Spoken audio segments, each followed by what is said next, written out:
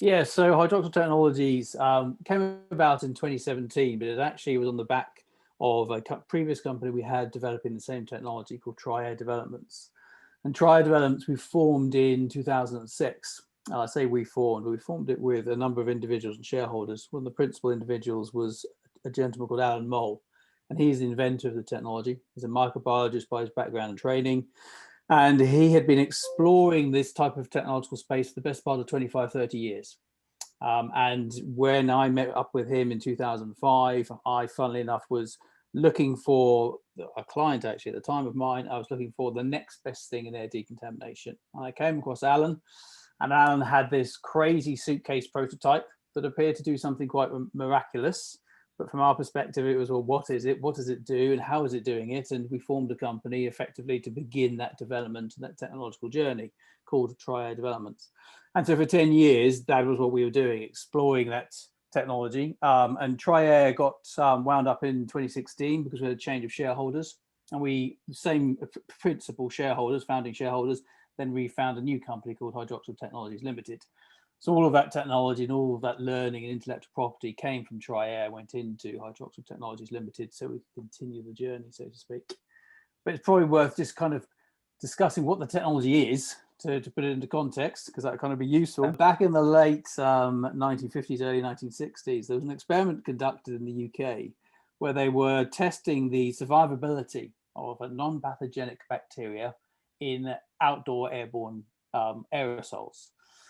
And effectively, it was a simulation exercise for biological attack.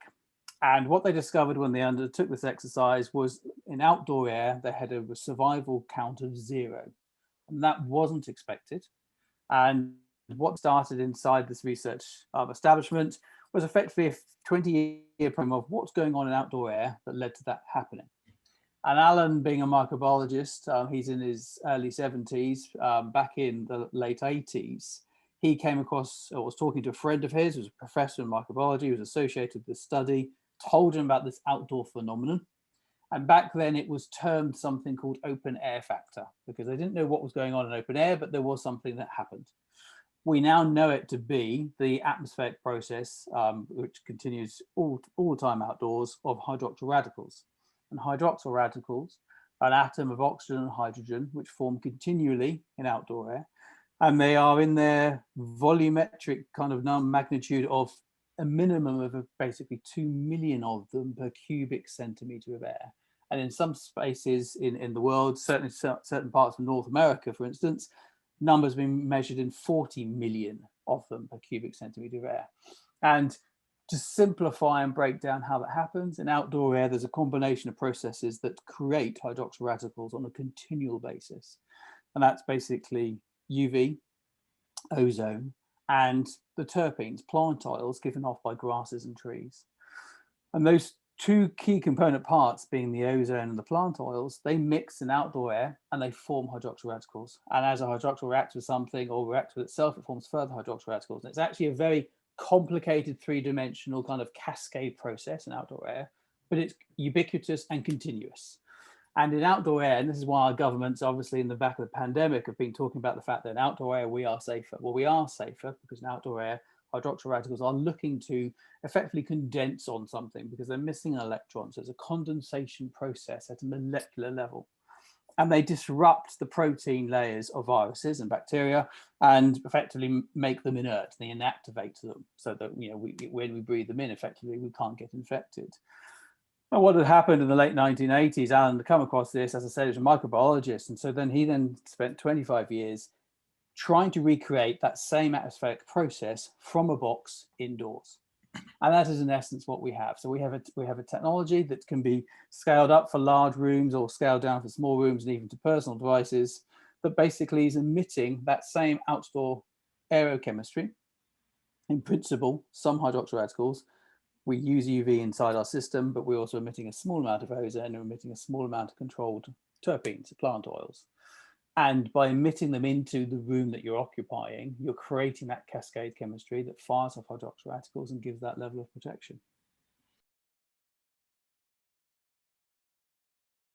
So we we've done a lot of laboratory-based testing with third parties. So going back prior days from 2006 when we started the company, coming forward to very recently.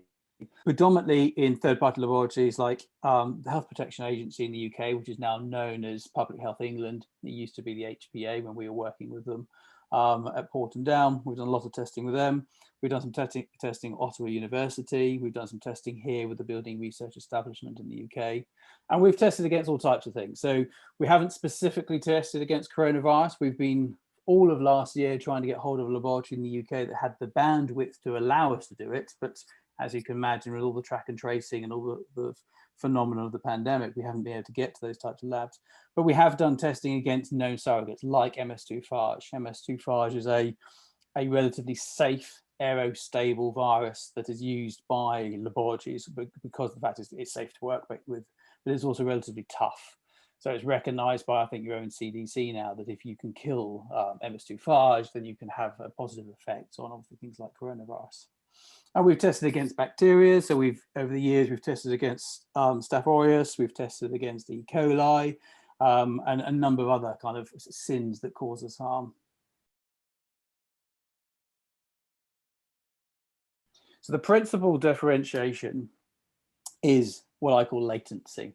So if you imagine I'm sat in a room here now, and if I had a HEPA style filter or a UV style filter sat on the wall, and it doesn't really matter what technology it uses, but any filter style technology, if somebody was sat in here with me and they sneeze, that sneeze has obviously got to pass up through into that filter, be clean, processed, and come out clean, and I breathe in that air. And that's obviously, that latency just doesn't happen in real time.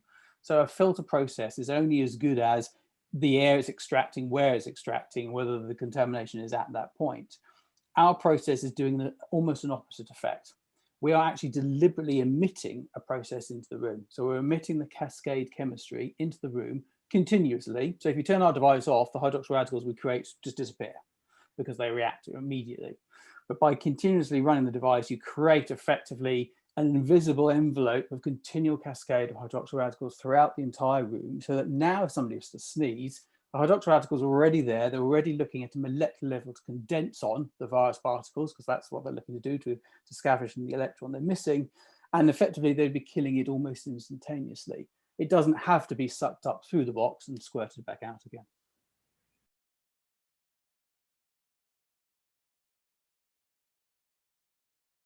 So we are in the process right now of pulling in new investors. So we have engaged a corporate finance house here in the UK. And we've reached out across the UK, Europe, and also into America, and looking for new, ideally strategic investors. So organizations that obviously have the capital, but also the resources and the strategic understanding to come forward as an investor. And the intention is to be able to start to scale up initial products from this Q4, basically this winter. We have a number of products in the pipeline that we want to bring forward. The very first device, which is already from our perspective a CE marked device and is effectively ready to go forward into mass volume ramping up in terms of production, is a device designed for rooms of 200 cubic meters and above. So the original kind of belief was that we want to bring out forward devices that can service effectively hospital wards, where you've got effectively COVID patients. But we also have very quickly plans behind that to bring forward devices that will serve smaller rooms. So you have applications in, for instance, hotel bedrooms, etc.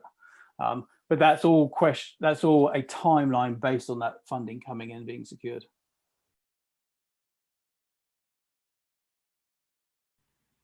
No, I would like that, if anybody out there in terms of this interview understands about the technology and is interested in potentially being an investor, by all means, come through to us at our website, at Airora, AIRORA.com, or alternatively, hydroxyltechnologies.com.